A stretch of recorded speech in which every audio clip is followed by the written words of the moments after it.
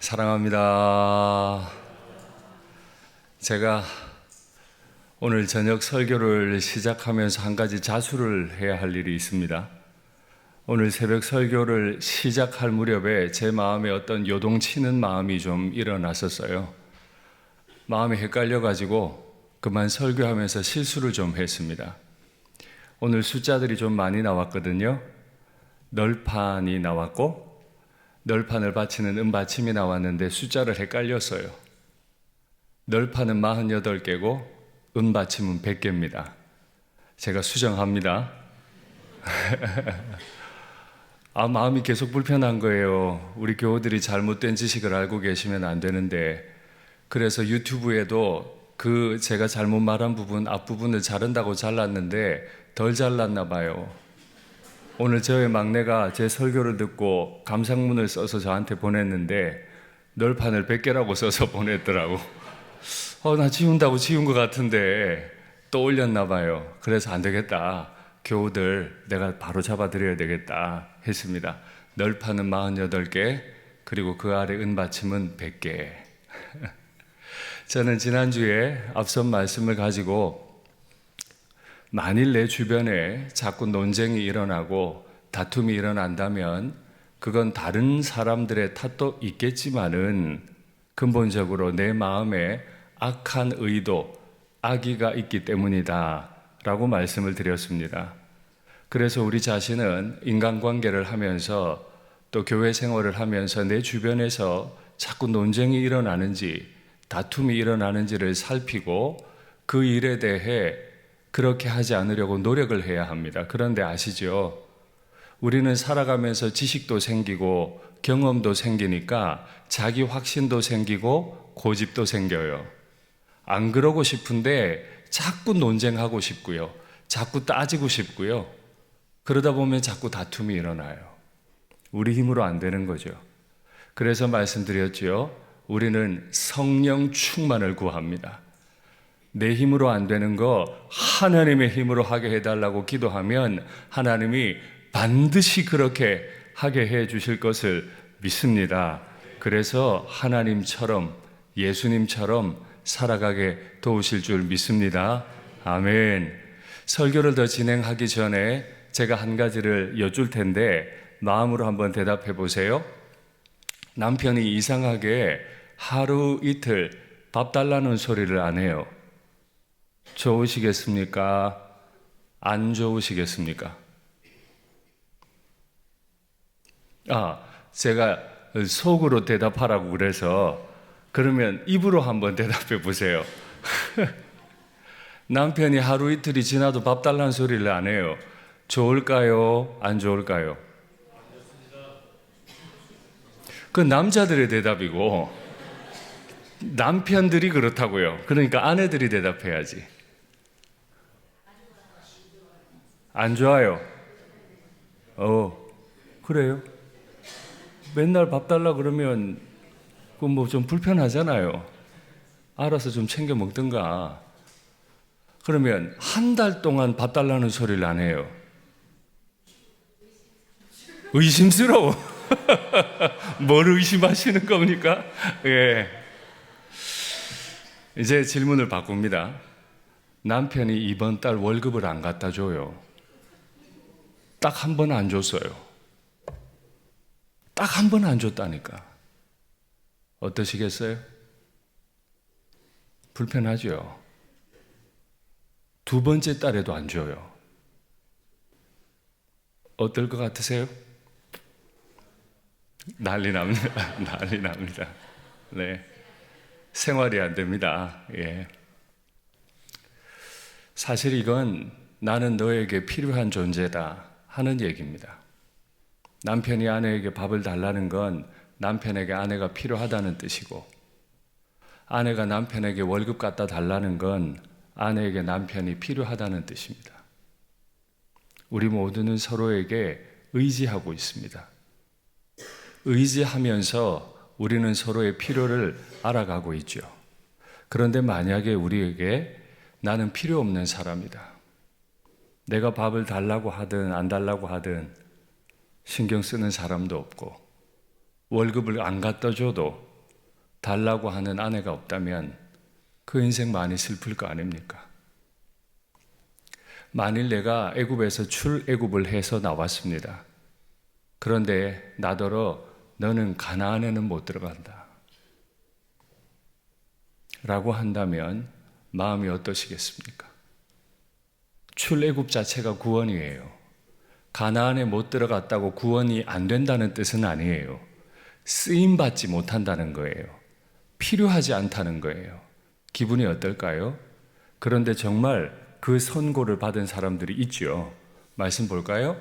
그러나 진실로 내가 살아있는 것과 하나님이 살아계신 것으로 여호와의 영광이 온 세계에 충만할 것을, 이 땅을 완전히 심판하셨잖아요.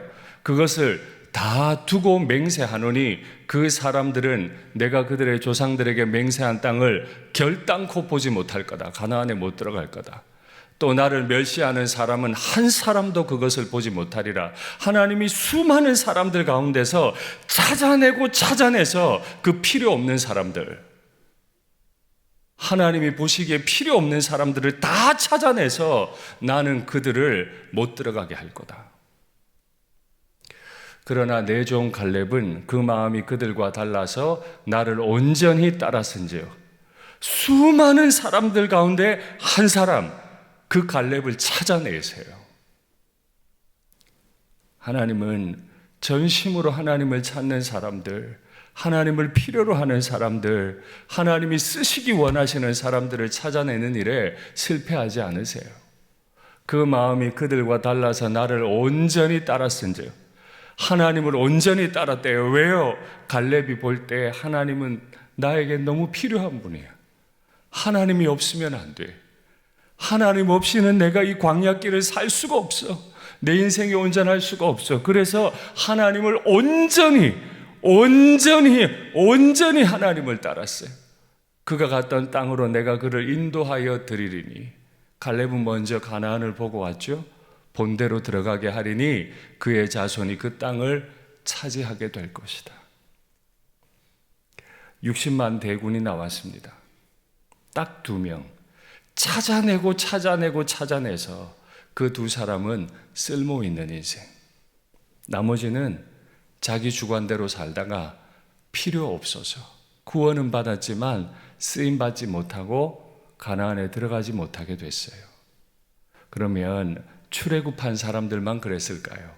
오늘날 교회 다니는 사람은 그런 사람 없을까요? 확인해 보죠. 음행과 온갖 더러운 것과 탐욕은 너희 중에서 그 이름조차도 부르지 말라. 여기에 해당하는 건 농담도 하지 말라는 거예요. 이름 꺼내지도 말라는 거예요. 이게 성도에게 마땅하다. 거룩한 하나님의 아들과 딸이 됐으니 이런 따위들은 이름도 부르지 마라. 누추함이라는 말은 상스럽다는 뜻입니다. 누추함과 어리석은 말이니까 상스러운 말과 어리석은 말, 희롱하는 말도 성도에게는 마땅하지 않아요. 오히려 감사하는 말을 하라. 너희도 정녕 이것을 알거니와 음행하는 자, 더러운 자, 탐하는 자, 곧 우상숭배자, 음행자, 더러운 자, 탐하는 자는 요약하면 우상숭배자라. 다 그리스도와 하나님의 나라에서 기업을 얻지 못하게 될 거다. 지금 저 글은 예수님 안 믿는 분들에게 주신 글이 아니에요. 예수님을 믿는 교인들에게 줬어요. 교회 다니면 우상숭배자 아니지 않나요? 교회 다니는 사람 중에 누가 우상숭배자가 있겠어요? 그런데 바울은 왜 저렇게 표현했죠? 아니죠. 교회 다니는 사람들 중에 불상숭배자는 없을지 몰라요. 그러나 교회 다니는 사람 중에 얼마든 우상숭배자가 있을 수 있습니다. 그 우상은 불상만이 아니죠. 그 우상은 나 자신이에요. 내 경험이에요. 내가 주인이 자꾸 되는 거예요. 내가 하고 싶은 대로 해야 돼요. 고집스러워요. 자기에 대한 확신이 불같아요. 그래서 그 사람이 얘기만 꺼내면 논쟁이 일어나요. 다툼이 시작돼요. 그건 우상숭배예요. 교회 안에도 얼마든 우상숭배자는 많다.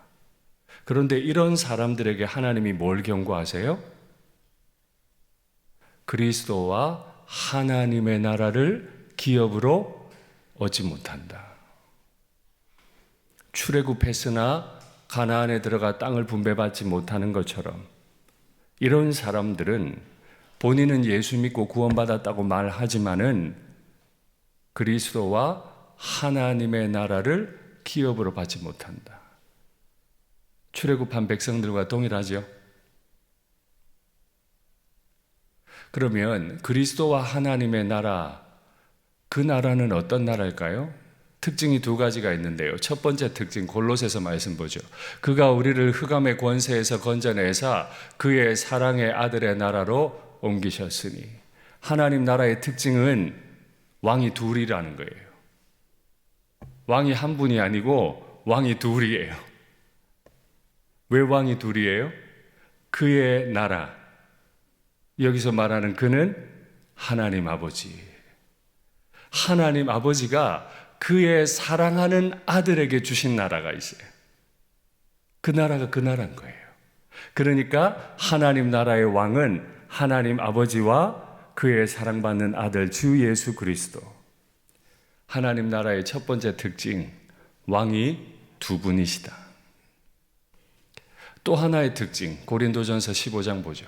만물을 그에게 복종하게 하실 때는 아들 자신도 그때에 만물을 자기에게 복종하게 하신 이에게 복종하게 되리니. 그리스도와 하나님의 나라, 그 나라의 두 왕 중에 한 분이신 예수님도 복종하신대요.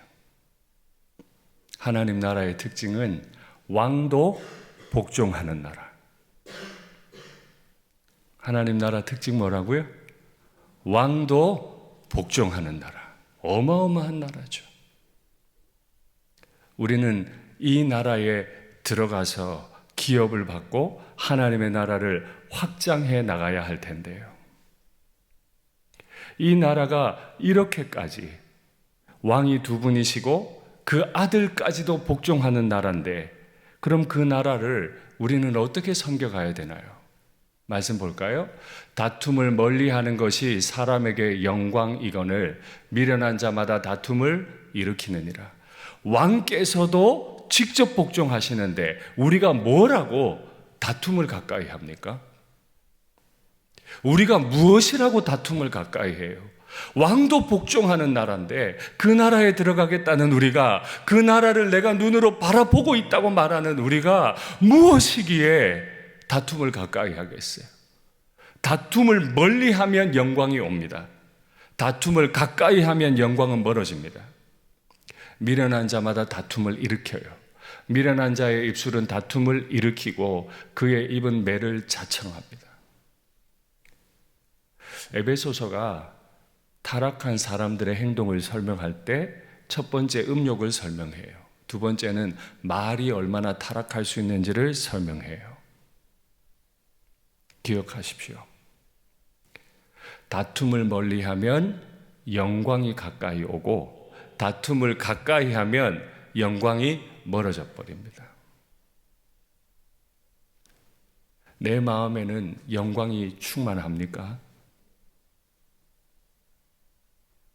이건 뭐로 판단해요? 내가 다툼을 가까이 하고 있느냐, 안 하고 있느냐.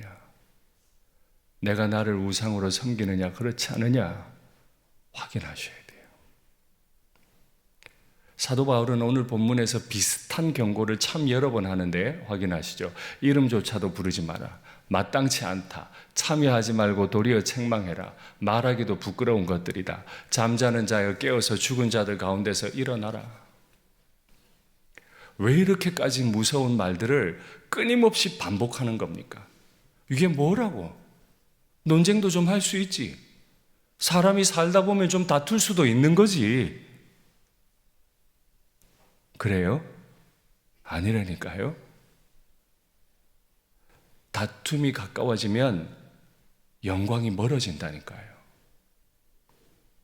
다투면서 영광스러운 일을 할 수는 없는 거예요. 영광스러워지기 원하면 다툴 수 없는 거예요. 그래서 꼭 기억하셔야 돼요. 우리는 이 일에 심각한 경고를 받습니다. 이렇게까지 하면 안 되는 나라, 그게 우리가 꿈꾸는 그리스도와 하나님의 나라입니다. 우리는 그 나라를 바라보고 살아가는데요. 그 나라를 받을 준비가 되셨습니까? 그 나라를 받을 다짐을 하셨습니까? 나는 꺾이더라도, 내 주관은 좀 꺾이더라도, 내 속도는 좀 꺾이더라도 내 아버지가 영광을 드러내시는 그런 나라에 우리가 서 있기를 간절히 바랍니다. 출애굽을 했으면 가나안에 들어가서 하나님이 원하셨던 전쟁을 하고 그 지옥 같은 땅을 하나님의 말씀으로 잘 살아서 우상의 노예가 되어 있는 사람들, 쾌락의 노예가 되어 있는 사람들에게 천국의 영생을 잘 전해야 할 텐데 본인 확신에 빠져서 입만 열면 불평이에요. 입만 열면 상스러운 말이 나와요. 입만 열면 남들을 희롱해요. 그래서 자꾸 다툼을 일으켜요. 그러면 안 되잖아요. 왜 이렇게까지 무서운 말들을 반복하실까요? 이유가 있습니다. 교회 본질 때문에 그렇습니다. 이렇게까지 무서운 말을 반복하시는 이유는 교회가 교회로 서는 본질 때문에 그래요. 교회의 본질이 뭔지 볼까요? 너희는 세상의 소금이니 소금이 만일 그 맛을 잃으면 무엇으로 짜게 하리요? 쓸데없어 밖에 버려져 사람에게 밟힐 뿐이다. 한 달이 가고 1년이 가도 남편이 밥 달라 하지 않아요. 남편이 월급도 갖다 주지 않아요. 너희는 세상의 빛이라 산 위에 있는 동네가 숨겨지지 못할 것이다. 하나님은 우리를 산 위에 올려놓고 세상이 하나님을 바라보기를 원하셨어요. 얘들아, 너희 죄 때문에 얼마나 힘들어. 질병 때문에, 돈 없음 때문에 얼마나 힘들어. 내가 교회를 세울 거야. 그 교회를 가만히 보고 있으면 하나님 나라가 어떤 나라인지 알게 될 거다. 그런 차원에서 교회를 산 위에 동네처럼 세워놓으신 거거든요. 근데 빛이 나질 않아. 영광이 없어. 다툼만 있어. 교회 아니에요. 그들로 너희 착한 행실을 보고 하늘에 계신 너희 아버지께 영광을 돌리게 하라. 너희가 전에는 어둠이더니 애굽의 노예였어요. 죄의 노예였어요. 내 마음이 욕망하는 대로 행동해요. 내 마음이 말하고 싶은 대로 말해요. 내 안에 빛이 없었어요. 그런데 하나님이 찾아오셨어요. 이제는 주 안에서 빛이라. 빛의 자녀들처럼 행하라. 하나님의 아들로 입양이 됐으면 하나님의 아들의 옷을 입어야죠. 왕가에 태어났으면 왕자의 의복을 입어야죠. 왕가에 태어났으면 왕자의 언어를 사용해야죠. 그런데 교회를 다니면서 입이 절제가 안 돼. 이게 절제가 안 돼. 하나님을 위한다고, 교회를 위한다고 이게 절제가 안 돼. 여기가 절제가 안 돼. 그래서 사람들이 교회를 바라보니까 어두워요. 교회도 똑같네. 교회도 똑같네. 그러면 우리는 그 노릇을 못하는 거죠. 제가 컴퓨터를 켰습니다. 어떤 한 아이콘, 그림을 더블 클릭을 했는데 제가 원하지 않는 게 자꾸 떠요. 무슨 일이 일어난 거죠?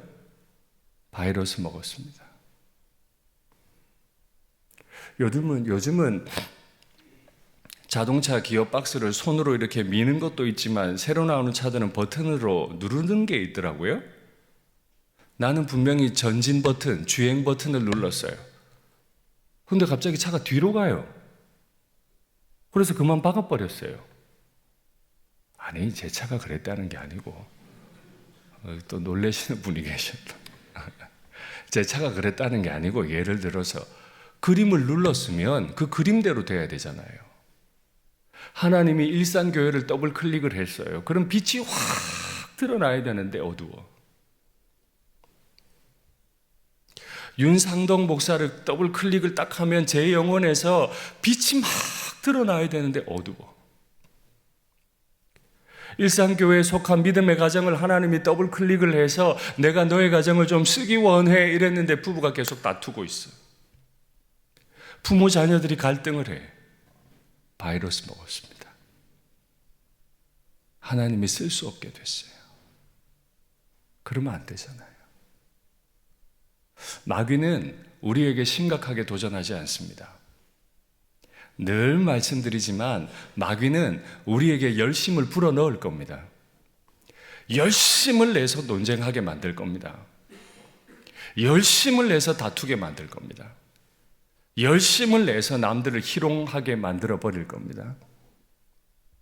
그러니까 우리는 마귀의 계궤를 알고 어떻게 해야 마귀를 따라다니지 않겠다. 행동 지침이 필요하죠. 오늘 행동 지침 2개를 말씀드릴 텐데 첫 번째 행동 지침 보죠. 누구든지 헛된 말로 너희를 속이지 못하게 해라. 속이지 못하게 해야 돼요. 내 마음을 속이지 못하게 해야 돼요. 주님을 사랑하는 마음이라고 말은 하지만 결과가 그렇지 않아. 그럼 속은 거잖아요. 이로 말미암아 하나님의 진노가 불순종의 아들들에게 임하나니 순종하지 않으면 하나님의 진노가 임합니다. 그러므로 그들과 함께하는 자가 되지 말라. 속이지 못하게 하고 싶은데 마귀가 오는 게 눈에 안 보여서 우리는 제법 잘 속습니다.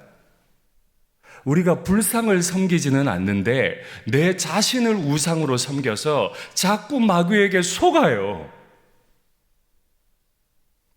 하나님이 일상교회 쓰시겠다고 더블 클릭했는데 다투고 있어요. 못 쓰시잖아요. 그러면 속았어요. 속지 않으려면 어떻게 할까요? 함께 하지 말아야 돼. 제가 지난 시간에 말씀드렸죠. 주동자와 동조자. 메아리 방에 있는 주동자와 동조자. 하나님이 기뻐하시지 않는 말들은 하지도 마세요. 그건 메아리 칠 거니까. 2번째, 마귀를 대적하는 대책 2번째 확인하시죠.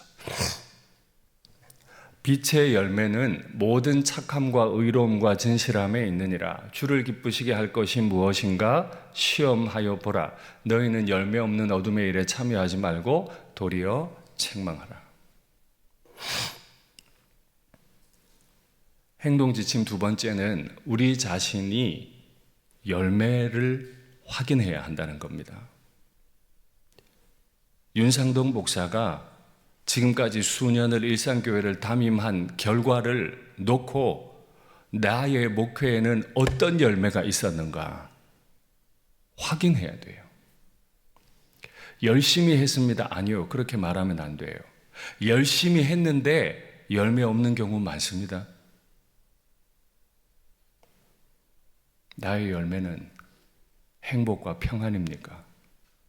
갈등과 다툼입니까? 열매로 증명할 겁니다. 2번째는 우리 자신을 시험해야 합니다.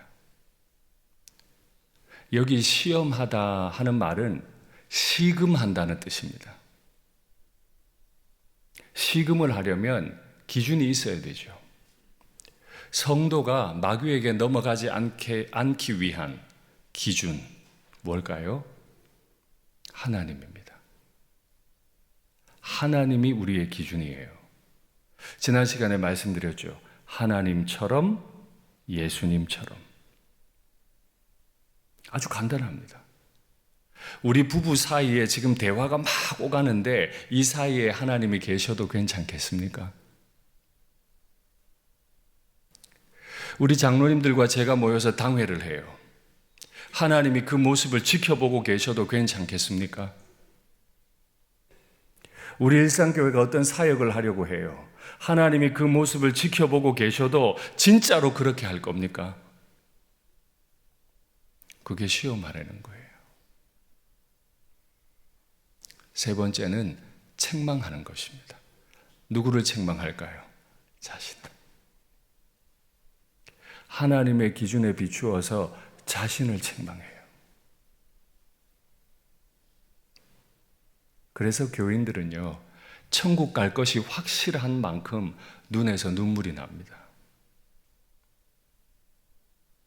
천국이 눈에 선명히 보이는 만큼 내 마음이 천국이지 않기 때문에 눈에 눈물이 나고 두렵고 어렵고 조심스러워요.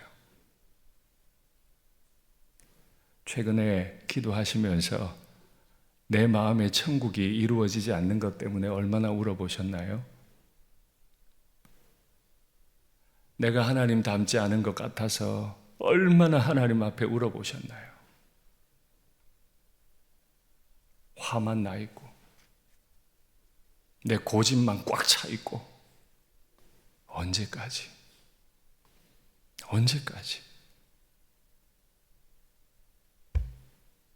우리 자신을 잘 시금하고 책망하면 좋겠습니다. 왜 그래야 하냐 하면 예수님이 하시는 역할이 그것이기 때문입니다. 설마요, 예수님은 우리를 대신해서 죽으시고 우리를 천국 데려가 주시는 덤프트럭 같은 분 아닙니까? 우리가 어떻게 살든지 무조건 다 쓸어 담아서 천국 데려가 주시는 분인가요? 그렇게 데려가서 뭐 하게요? 그랬으면 하나님이 말씀하신 대로 독수리 날개로 업어서 애굽 땅에서 곧바로 가나안으로 들여다 보내시지. 뭐 하려고 광야로 굳이? 뭐 하려고 광야로?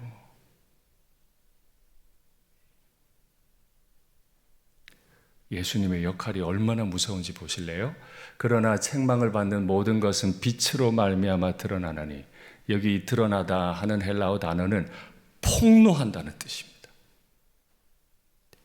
예수님의 빛이 제 마음에 비치면 어떤 일이 일어나요? 저의 마음에 있는 은밀한 것들이 폭로돼 버리는 거예요. 괜찮겠습니까? 밝히 저의 죄를 드러내 보이셔도, 저를 폭로해 버리셔도 괜찮겠습니까? 드러나는 것마다 빛이니라. 그러므로 이르시기를 잠자는 자여 깨어서 죽은 자들 가운데서 일어나라. 그리스도께서 너에게 비추이시리라 하셨느니라. 그리스도께서 하시는 두 번째 일은 우리를 깨우시는 일입니다. 더 이상 죄의 저주 아래에서 자신이라고 하는 우상을 섬기면서 내 뜻대로 안 돼서 너무 괴롭고 약이 오르고 슬프고 힘들고 지치고 다 포기해버리고 싶고 싸워버리고 싶은 이걸 다 폭로시켜요. 맞아. 너는 네 교회 목회 못한다. 네 주제에 네 인격 가지고 교회 담임을 한다고?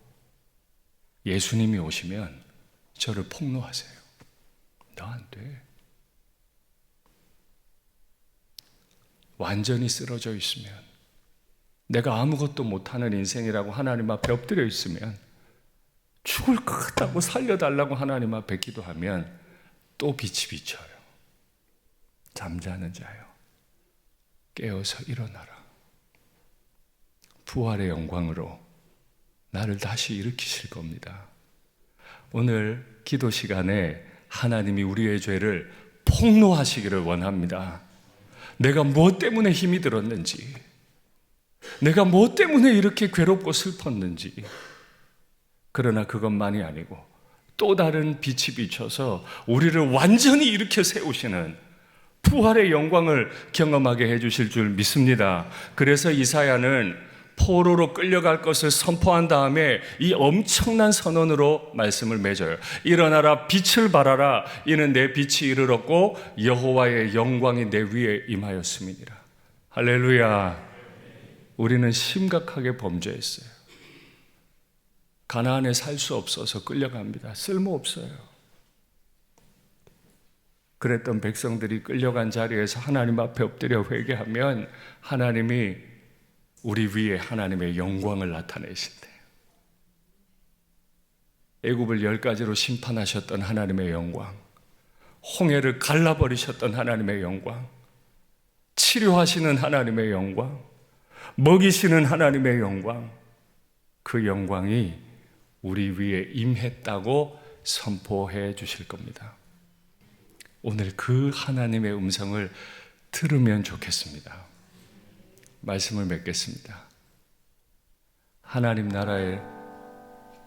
나라를 기업으로 받기 원하신다면 하나님, 나를 시금하십시오. 내 죄를 폭로하십시오. 내가 아무것도 아님을, 그걸 인정하지 않아서 이렇게 힘들었음을 다 토해내게 하시고 하나님이 다시 나를 살려내시는, 내 육체를 고치시고 내 영혼을 고치시고 절망하고 슬퍼하는 내 영혼에게 영광의 빛을 비추시는 이 기도의 밤이 되게 해 주시옵소서. 하나님이 여기에 응답하시기를 원합니다.